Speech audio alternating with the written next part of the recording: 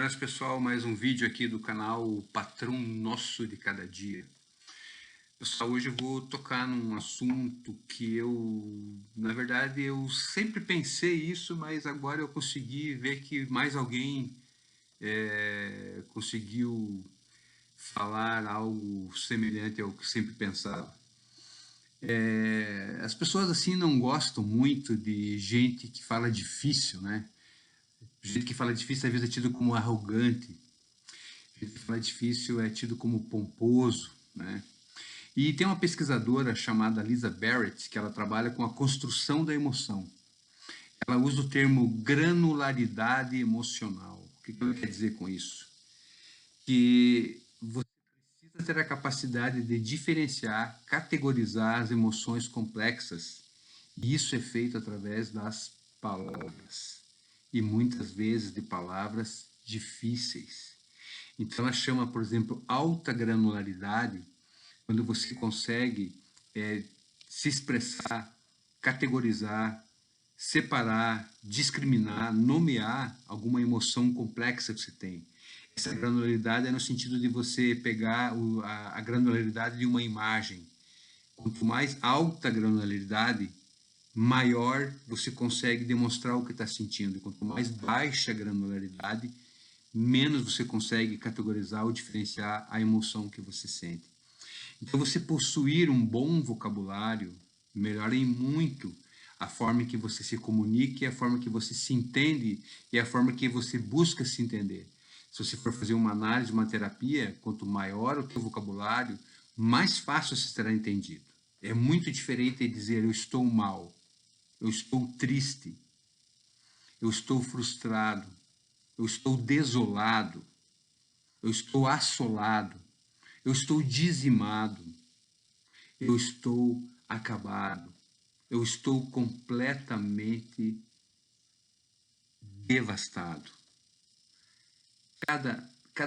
Cada jeito de se expressar é uma maneira de você tentar simbolizar aquilo que você está sentindo.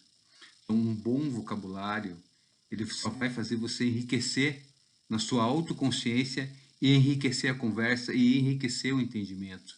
Então, falar difícil, na verdade, pode ser uma coisa que ajuda o teu cérebro, né?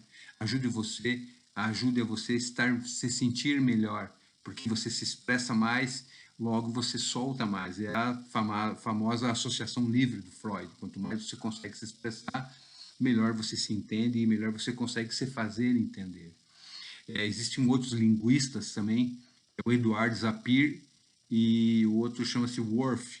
Eles têm a hipótese de Sapir-Whorf. Eles dizem o seguinte, que existe uma relatividade linguística, ou seja, conforme a língua que você fala, ela molda o que você pensa. Se você fala diferentes línguas, você vai pensar de formas diferentes. Ele dá, por exemplo, o exemplo do russo, que existe uma palavra para azul claro e existe uma palavra para azul escuro. Então, dizem que os russos conseguem ter uma distinção de tons de azul muito maior do que o americano, que azul para eles é só blue, basicamente. Então, as palavras que são de vários idiomas, elas acabam criando e moldando uma visão de mundo. Um exemplo, por exemplo, vamos pegar a palavra do inglês, chama-se wanderlust, que é um desejo irresistível por viagens. Nós não temos essa palavra, nós vamos ter que explicar que eu adoro viajar. No inglês, você é um wanderlust. Outro exemplo do dinamarquês chama-se hygge. Hygge é um termo que significa aquele sentimento agradável, gostoso, íntimo e de bem-estar de estar em casa com a família. Isso chama-se hygge. Outro termo também que é interessante é o petrichor. Esse termo é um termo muito bacana. Sabe quando dá aquela primeira chuva numa terra seca e fofa, e sabe aquele cheiro agradável, terroso? Esse cheiro agradável chama-se petrichor.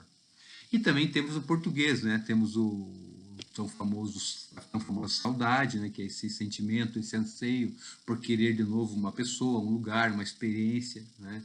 A palavra cafuné, que é bem típica nossa também, de fazer um carinho nos cabelos. A palavra dengo, né? Que é uma coisa que você faz uma manha ou faz de algum jeitinho para conseguir aquilo que quer. Então, cada palavra, ela acaba moldando. Então, quanto mais rico você possui, por isso que uma pessoa que conhece mais o idioma, aí fica claro porque que ela acaba pensando e tendo uma riqueza maior interior, uma riqueza e uma complexidade maior de se explicar e de se entender, né? Assim como a sonoridade das palavras, né?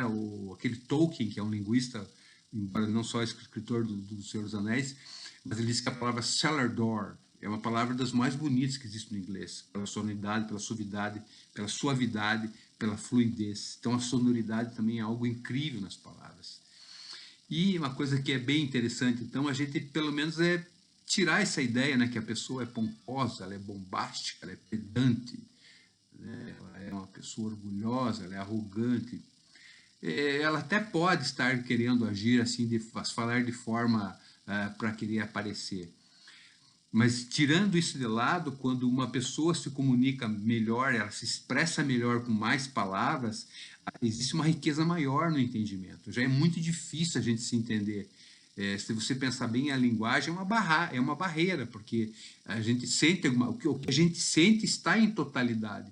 Mas quando a gente vai explicar para alguém, a gente divide, a gente corta, a gente perde muito quando se explica. Agora, quando você se diz assim, eu estou mal, mas o que você está sentindo? Eu estou mal, estou triste. Mas daí? Não sai disso. Então, se você consegue se expor e ter mais complexidade para categorizar, para diferenciar, para representar o que você sente, com certeza será mais bem atendido.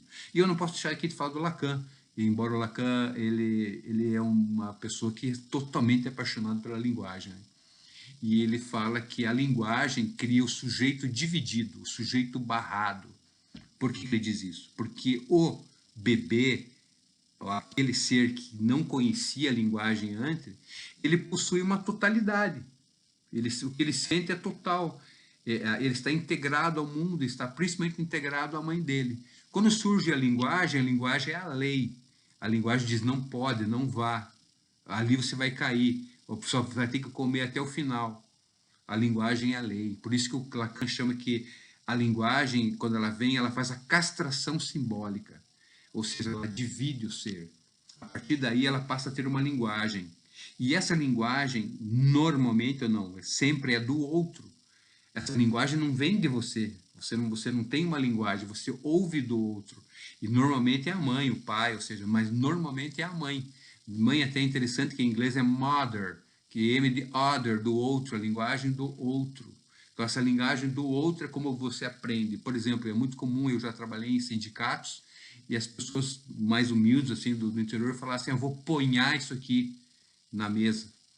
Esse ponhar não é que ela criou esse ponhar é uma linguagem do outro. Então você fala com a linguagem do outro. Você pode sim ao longo do tempo, através do teu estudo, esse que estão falando aqui, que você vai enriquecer o teu vocabulário.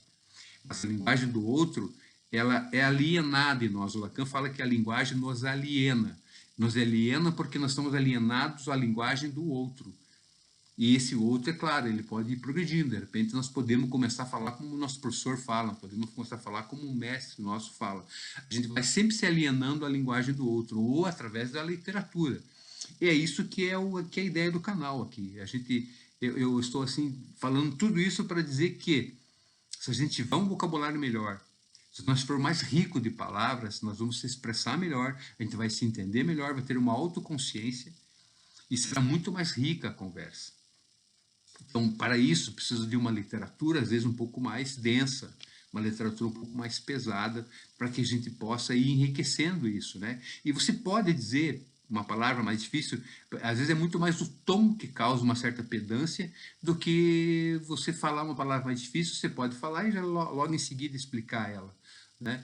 Então, eu acredito que você ter uma linguagem mais rica vai nos enriquecer, vai nos tornar entender emoções mais complexas, vai fazer nos entender mais e se fazer entender. Pessoal, aqui é mais um vídeo do nosso de cada dia, e aqui a nossa linguagem é um outro patrão, né? Porque nós dependemos da linguagem, o discurso sempre é um patrão, porque ele sempre toma conta do que... E uma coisa interessante é que aquilo que eu digo nem sempre é o que você ouve, né? E aquilo que eu vi nem sempre é o que você disse. Então, como diz o Lacan, a linguagem é a essência do mal entendido, porque às vezes porque por isso que é o sujeito barrado, dividido. A linguagem ainda assim ela é limitada, porque ela dificilmente consegue dizer tudo que sentimos. Agora, imagina se a gente simplesmente só consegue dizer eu estou mal, eu estou triste e não saímos disso. Pessoal, um abraço, o canal está indo aqui, patrão nosso de cada dia, mais um vídeo, enriqueça os seus vocabulários, leiam mais, conheçam palavras novas e fiquem felizes com suas palavras. Um abraço, até a próxima.